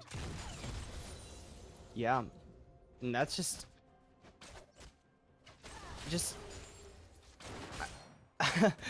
exactly what they need to A happen. I loss mean, for I'm at a words. loss for words. Yeah, that is exactly what they need. Just getting that focus on that mid lane and getting that lockdown. And now, if they can keep on replicating that, Wait, Jure the Bear here could be in a rough spot. He doesn't have that wall walk, and Finnick TP'd back. Does Yeah. have the health available. ooh, the binding is nice, but I don't think it's going to be quite enough. He's a little tanky with that Cinder Hulk, and they don't have the resources to rotate on him. But yeah, that was such a shocking play. It started off with the snowball, and then they could have just let it go, I think. Like, let Finnick die. Maybe Jared the Bear as well takes a lot of damage, but they decide to commit a lot to it, and I think they come off worse the wear as Team Ultra Rapid Feeders. Yeah, I think Ultra Rapid Feeders is in a bit of a sticky situation. They do scale extremely well as well, but they don't have as much of a front line, and because of that, their team is paper thin, and just one strong member can just run through them. Imagine the Lux Bind can hit two people. Which two members are gonna die, right? Yeah. Look at this top lane. Kevin taking a ton of damage. Yeah, the But yeah. corruption pot definitely kicking in there. Yeah, for sure. Like, if we talked about how what would happen if Team Ultra Rapid Feeders gets to a strong start. You know, they have all these damage sources. We talked about like the good possibilities, but you alluded to it just now that if they fall behind, what happens, right? Like, you don't have a front line.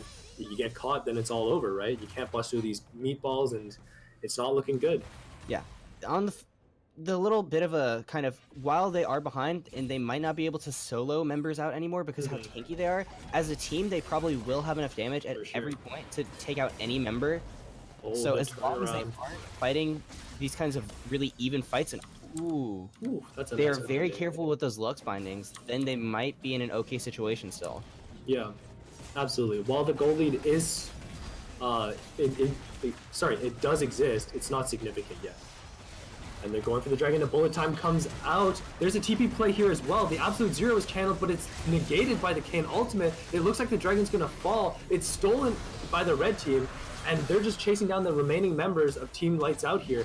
Meanwhile, here, Rip Dusty is just right on top of Mango Tango, and it looks like he's trying to tango. He's gonna fall, and they're gonna trade 1-for-1 with the dragon, and the fight is still going. Dusty here, caught between three members, and the blast cone. It pops him back over. There's no mana on Has finish. flashed.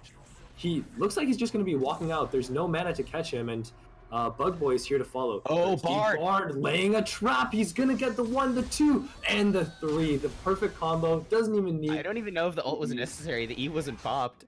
Yeah, throws out everything to make it look flashy and cool. He gets that kill. Yeah, but again, that's exactly what we need to watch out for. Bard getting those kinds of kills. If he starts snowballing with that, he has a Dark Seal. He's getting extra value from these kills, and if they aren't respecting him, if they are letting this Lux kind of snowball, they have a Vayne as the insurance plan, but this Lux can one-shot every single member on your team. And Yeah. possibly even through a Morgana shield, depending on how much MR they have. So you really need to be careful with your team if you're letting this Lux get fed. Absolutely. And then that fight just now, really chaotic, and with the Lux, like, we talked about how they do like that front to back style, but also they were able to avoid that choked fight. And so even though they weren't necessarily front to back, Team LightsOut definitely did enjoy that chaotic fighting because they weren't in that chokehold, right? Yeah, as long as they're fighting in these open areas, like Rift Herald hit right now. There is 2 members here. The rotations from the mid laners are coming. The Rift Herald is still beating on them right now. Kevin Hua in the middle of 2. Thirsty Bard is getting stunned. He's getting knocked up. The Rift Herald falls to the red team, actually. And Rip Dusty is just going to burst through Finnick. And they got to run. Kevin Hua, he's forced to flash. The the wall walk from Jared the Bear. It's going to get them out. And that's 1 member falling in response for the Rift Herald. Yeah, They do manage to pick it up. Norton AB getting outsmited by the Pantheon. That's a bit interesting. Not what you want to see. Yeah, that a Nunu is losing objectives to a not jungler. But the Condemn hits. there, the binding is nice, the Devour is even better, and that's exactly what you want to see as Bug Boy expressed in his Sionis. That free getaway from those engages. Yeah, and that's 2 ultis for basically just a bit of Bug Boy's health. Now, That's a little bit more than a bit of health. yeah, that chunk from the Looking double. to dive here maybe onto Kevin Hua. There is the knockup, but there's just no damage here. Your 2 tanks up in the top lane. What are you going to do? Jared the Bear here is to follow up, and they have to flash out of their own dive. And it really just... This Sion is itemizing really offensively, kind of trying to make up for the lack of damage. They really are trying to focus a lot of this Nunu power up in the top lane, but they do have to be careful for a counter gank from Jared the Bear. And right now, Jared the Bear actually looking for something maybe a little bit too far towards the tower, though. Yeah, I don't know if they can dive this one either. Frankly, I don't understand all this top attention that they're giving. The Pantheon's going to fall off naturally, the Sion's going to get tanky naturally. But there's still a ton of fighting. There is the knockup. It's a 1v2, and meanwhile, bot lane they get a kill, but top lane I don't think anything more is going to happen. We pan over the bot lane. They're onto the Morgana. They're trying to dive. Thirsty Bard autos a minion under tower. The Nunu's here. Wants to get this turnaround. Jared the Bear looks to keep fighting. He misses the knockup, unfortunately, and Norton channels at absolute 0. He gets the 1. They're going to chase down the flash after Kevin Hua. The knockup, the snowball, the chomp double kill for Norton AB. And like I said, it's just baffling that they put so much attention top lane. Like, Jared the Bear and Kevin Hua are there for so long, and they don't get anything out of it. Yeah, a lot of focus up in the top lane, and the Sion is just so tanky. He's gotten to a point where he has a lot of armor. The Kayn and Pantheon are not going to do enough to him. You need something like the Veigar to deal with him right now because his lack of magic resistance, or just a lot of damage threats together. Snowball mid lane, they do get the tower, but Finn is just going to get run down. The cage is good, the root is better. He's dodging around, he dodges everything, and Finnick's forced to flash. I don't know if that flash was necessary. I don't either, but in the end, Finnick is just trying to stay safe. He doesn't have eyes on everybody. He's just would rather just cut it out, just get out of there, keep his life. But at this point, there is no real kind of bright side. Every single lane on the side of Team LightsOut is winning, and Ultra Rapid Feeders, they just need to make some picks happen. They still do have that as a win condition. If they can get that kind of single target lockdown, Pantheon ulti behind somebody, get that stun into a stun chain of Morgana, Veigar, the Kayn knockup, then they can make it happen. But speaking of the Kayn knockup, he's not even... Kayn. Yeah. They're looking for this dragon right now. This could be really good. The potential wombo combo from Team Ultra Rapid Feeders is there. Into this chokehold could be better. The Dark Binding goes a little wide. Finnick is on the side. This is a little bit of a split fight. They're not in a chokehold. It's not what they want. And Finnick is what Team LightsOut want. They are going to root him up. They're going to get that kill. Norton AB gets him, and they're just going to keep on running him down. Sionis flashes in. He gets the 1. He runs out of the bullet time. And that's going to be 2 quick kills for Team LightsOut. And it's looking really good for them to get that lead very early. Yeah, this is just a very decisive lead. Rift Herald is used, but not normally how you want to use it to stop a mid lane tower take. It's just going to be taken out here. it's not even a good distraction.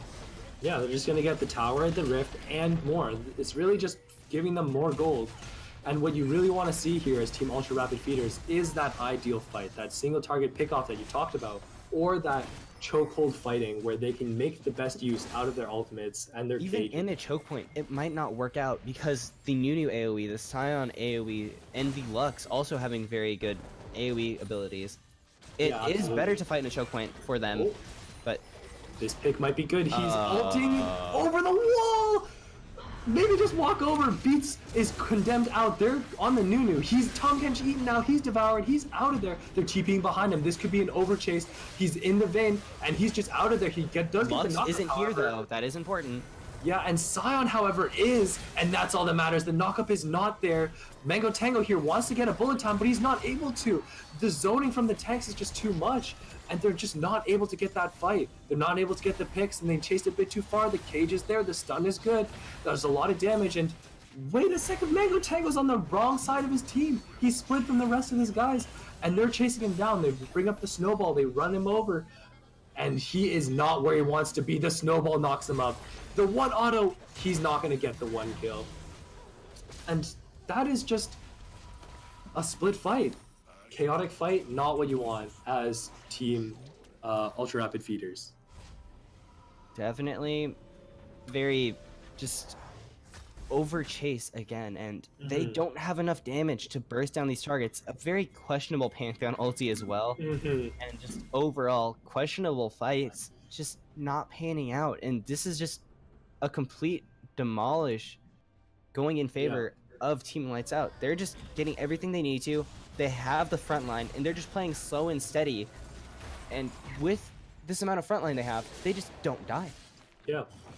And while you were talking about slow and steady, this 22-minute Baron is definitely not slow nor steady. They're burning through it. There's no vision for Team Ultra Rapid Feeders, and it looks like this is just going to go undetected. Jared the Bear is nowhere near. It's at 2,000 gold. There's no chance of a steal. This Baron is going to fall at 23 minutes in favor of Team Lights Out. And they might try to find more than just a Baron. Hits the wall again. Oh man, that is not what you want to see. But It doesn't even really matter though. They are so ahead at this point that they don't need every single opportunity like that. As long as they utilize this Baron, don't just drop members, don't lose the Baron for no reason, then they should be fine. And at this point, if they just group them together as 4, have the silent split pushing, I like this a lot. He can just ulti down to them if they need it. And he, I believe, has demolished, so he should be able to take these towers pretty quickly. Look at Jared the Bear trying to fight him. He can't do anything. He's forced to ultimate, but he just doesn't do any damage. Look at his beef ball. The knockup is there, and meanwhile, mid lane, they're taking a tower. Jared the Bear might be dead, actually. Yeah, it gets us the Scion ult. They're under the tower. He will not get this knockup, and that's just a ton of damage. And Dusty just does not die. He's so tanky. He can just go for the tower, or just go for the kill. He wants both. He doesn't want either, actually. He's just distracting them. They forced 3 members up top lane to try and respond to this dive, and meanwhile mid lane, they're going for more. Jared the Bear actually wants to go around. He misses his knockup, but he gets knocked up. No. Dusty's gonna get turned around. There is a wall. There is a lot of damage. He will die to the Veigar ult eventually, but at what cost? They're trying to chase down mid lane, and actually, their inhibitor's tower still stands. Yeah, just barely. It is still alive, but Nunu coming in with no HP, he will just cancel it. He's just gonna consume. I was about to say, if he goes forward, he might just die to someone looking at him anything. wrong. Yeah. Well, he's tanky. He's not that tanky just yet. Yeah, Right. and he was at roughly like 300 HP, so you gotta be careful at that point. But yeah, 2 Infernals on this side of Team Lights Out, even though they just barely Very not close. connecting. Barely, just barely Look at missing that. that. Tom Kench just eating people out over and over. Okay, don't quote me on that, but he is just He's saving every saving single people member. from Yes. the Veigar cage. No one clipped that. The value of this champion isn't incredible. it is very obvious, and it's just shutting down all the pick potential that Ultra Rapid Feeders has. Yeah. And they're going to get a Cloud Dragon for free. As Team Ultra Rapid Feeders, you really cannot afford to contest these objectives, and you just have to let them go. because they're at such a deficit. An 8,000 gold deficit at only 25 minutes is astronomical. But what can they possibly do against this Tahm Kench, against all this tank and safety that Team LightsOut has? What are their options as Team At this point, just hope that they miss position and they can find a pick, because right now you are not in the point where you are in the driver's seat. You have to hope that you can find something. You need to look for the opportunity, get vision, do everything you can to maximize your chances of finding that pick, but you need to bank your win off of the enemy misplay, which is not a position you want to be in, but that's where they are at this point. Yeah.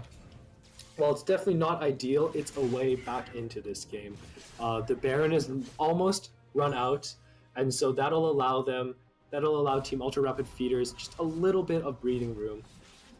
But does that even do anything? They don't have that late game. In the late game, this Vayne is going to run them over. The Lux damage is going to be there. So they really do just need to wait for this misposition, yeah? Yeah, and I mean, if they can find it, if they can just get this Lux caught out, they need to hit her twice. She does have Cleanse, or this Vayne, who does not have a QSS or anything like that yet. Yeah. If you make it happen when somebody like Tahm Kench isn't around, or just find that isolated target, then they'd be in a great spot to kind of have a little bit of breathing room for a couple minutes. Maybe they could find a team fight at that point. But right now, they don't have the numbers advantage. The snowball is being rolled on in, and it's just gonna get caged away. And the Thirsty Bard has been playing a incredible Now hold on, game. Sion isn't here yet. He does have teleport. But maybe they want to just take the 5v4, just say it's now or never. They probably still lose, but It's maybe better than mechanically, 5v5. yes, it might be their best bet. The snowball gets caged. That's a nice amount of damage, but I'm pretty sure it's just gonna get consumed back up. Sion's pushing ball lane. He gets that tower no problem, and it's not looking good. I think they just need to look for a Pantheon ulti into the back line, make Tahm Kench use the eat early on the Vayne, and then just try to make it happen, make the lockdown. There's the rotation right here. They're going for this fight over any other. They found Norton, they found Rip Dusty, but those are the two tanks. They do get one, and that's good. And Rip Dusty's forced to flash out. This could be what they wanted. The pickoff is good. The rest of the team is not able to pressure because there's no wave. And Rip Dusty, while he is tanky, he's not invincible. He does get out of that CC, and he will be okay. But that's a good pick. That's what you want. And that's right. That right there was pretty good. If they can replicate that a couple times, they can get to a point where they aren't dropping kills willy-nilly. And I mean, it's just they got to do that over and over again. It is a very tough situation to be in, but it is not unwinnable. And right there, they made it happen once.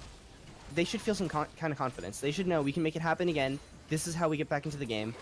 They know how to get back into the game, as they just demonstrated. So hopefully we can see them put up an effort and make this game come to a closer point. Yeah, absolutely. Because right now they're sitting at approximately an 8,000 gold lead, if I'm not messing up my math. Almost 9. And with the upcoming Baron, with the Dragon in a minute and a half. Oh, they're going for the Pantheon ult. The Lux is caught out. She's real pushed up. There's 5 members on this collapse, and this is what you want to see. Take off that Medjai's. The Dark Binding lands, and she is dead. And that's what you want to see. Exactly, and that's exactly who you wanted to find. 2 summoners from the Lux burn, she still dies, she loses the Magi stacks, and this is how you whittle your way into the game. However, on the flip side, they did lose the mid lane 2 minions, as it was just left undefended. So, while that is very unfortunate, having that mid The stun is good, the knockup is better, but Tahm Kench, as a champion, is just so hard to play into to set up these picks. But this fight could be good. There is no Lux. That's a nice stun onto both the tanks. They could take out a lot of their health right now. Mango Tango wants to get that bullet time, kind of jerking into the wall, but they're chasing the rest of them down. The Sion ult is there. The cage is good. He's stunned up. Sionis in the backline is managing to free hit on Kevin Ha, but he is just taking so much damage. The Morgana ult is there. The tether onto the Sion, that's a stun up, but they just don't have the damage to burst through him. He's taking up everything. And they're trying to do more. The Veigar ult is used, and finally he will fall. But it's just so much to burn through these members of their team. But that's what it takes. Yeah, and it is a bit tough. If they can just keep getting it, then they can, I mean, they've made it happen 3 times in a row already. If they can just keep on doing it, then they're in this game. But they are still very behind. Absolutely, without a doubt. it might be a little bit deceptive seeing them get those kills, you know, but they are still extremely behind. Double Infernal, as well as that 7k gold difference, and their base still pretty beaten up. But In shambles almost. yeah, but I mean, this is really good. Veigar's picking up some of those kills, some of that, even just that one assist. That's gonna add a decent amount of ability power. I can't recall how many he gets per kill, but he doesn't have to finish the kill with his Q or anything. He gets ability power per ability hit on enemy champions, Yep. as well as getting kill or assist. So I believe it's 10 per kill or assist he gets. It's something significant. I'm not It's sure if either it's 6 or 10. I can't it's recall. something significant, but right But yeah, now it he's does sitting add at up. 190 ability power actually, which is a fair bit. He actually has a total of 437 AP, and that's what you want to see. That's the damage you like. The Scion's actually going to engage onto the Veigar, and no matter how much AP you have, that's not, AP, it's not HP, and he's going to get knocked up. He's really low. He won't be able to output that damage, and Nunu is just hunting him down. And Sionis is doing damage as well. He's in the backline. He's melted 2 already, and he's going for more. He's chasing down Jared the Bear. He wants his kills. Kevin Hua is on the side. He's rooted up, and he's going to fall. And that's a triple kill on the other side. And that's 4 members dead for Team Ultra Rapid Feeders. And while they did make a valiant effort to claw their way back in, that fight is so good for Team LightsOut.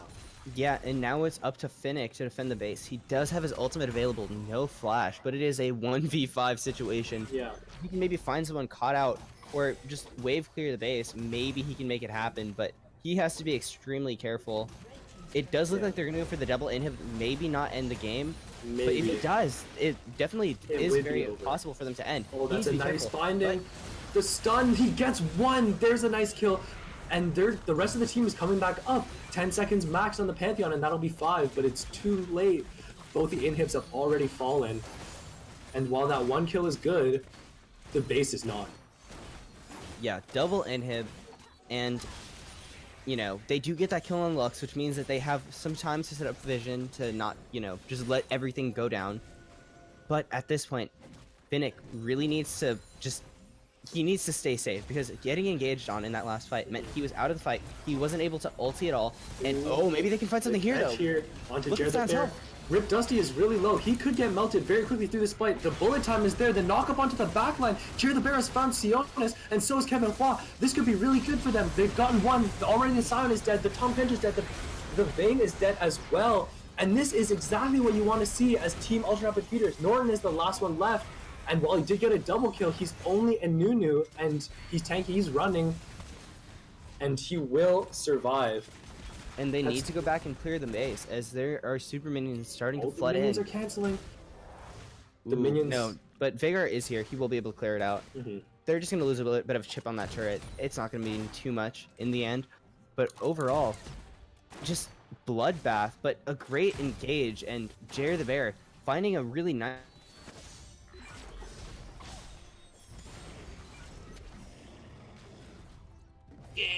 And we are back. And we're back. So, we have Finnick here. He's getting a lot of kills. He's working his way back up in this AP. And Jared the Bear and Kevin Ha found that engage in the last fight. But can they do it again is the question. They need to do this over and over again, like you said. So can they make it happen? I enjoy that when the mic came back on, it just, you hear, please just end the game. Did That's they? how they feel right now. That's how Team LightsOut feel right now. They want to end the Yeah. game. They're going for the Baron. Oh, the bullet time onto the Baron pit. It doesn't do any damage. Look at these tanks' health. That tickles. It's bullet tickling. Tickle time. Now, only one tower, or inhib tower left, with super minions flooding in.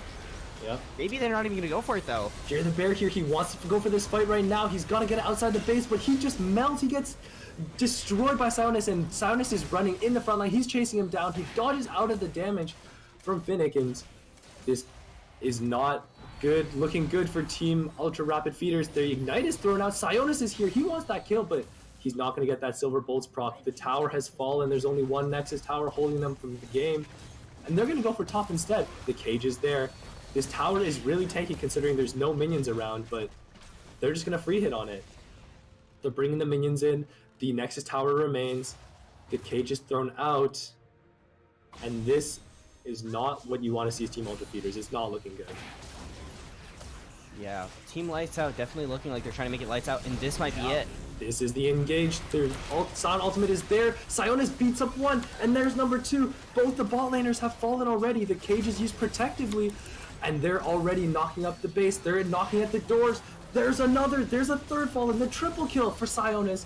The root is there, and they've broken the base. Sionis wants his kills. Then Pantheon is channeling his ultimate a meter away, and the game is already over.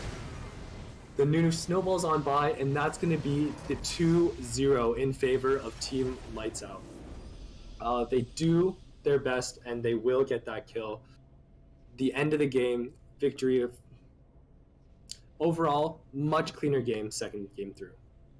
Yeah, we did see, however, that Ultra Rapid Feeders definitely fought their way back into the game. It looked like for a second there that Ultra Rapid Feeders might make the comeback story from a huge deficit, but in the end, Team Lights Out still had that lead, and they were able to close the game out, and just playing kind of standard, playing to their strengths, just playing as a grouped composition, looking for the fights that they know are secure, and while they had a few missteps, definitely made things much better for the game too.